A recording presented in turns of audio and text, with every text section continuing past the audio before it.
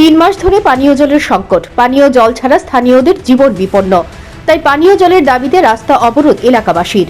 ঘটনাটি সংঘটিত হয়েছে কদমতলা থেকে ধর্মনগর যাওয়ার মূল সড়কের উপর পশ্চিম ইছাইলালছড়া পঞ্চায়েত অফিস সংলগ্ন এলাকায়। যতটুকু জানা গেছে, পশ্চিম ইছাইলালছড়া পঞ্চায়েত 3 নম্বর ওয়ার্ড এলাকার বাসিন্দারা দীর্ঘ বছর যাবৎ জলের সমস্যায় ভুগছিলেন।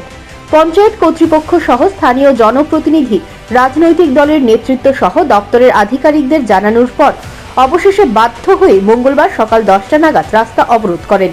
তবে যতদিন না পর্যন্ত পানীয় জলের ব্যবস্থা হচ্ছে ততদিন পর্যন্ত আন্দোলন চালিয়ে যাবেন বলে জানিয়েছেন এলাকার মহিলারা।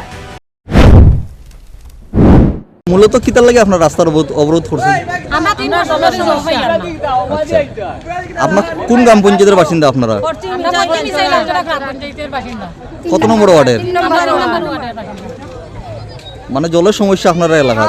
দীর্ঘদিন থেকে জলের সমস্যা, 3-4 বছর থেকে আমরা জল পারাম না।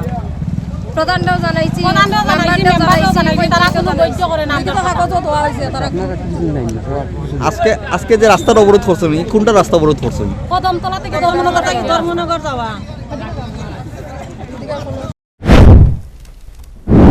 এদিকে পথ অবরোধের খবর পেয়ে ঘটনাস্থলে ছুটে আসেন DWS এর জুনিয়র ইঞ্জিনিয়ার ও কদমতলা থানার পুলিশ। আধিকারিকদের প্রতিশ্রুতি পেয়ে রাস্তা অবরোধ মুক্ত করেন। Bureau report, news prime Tripura.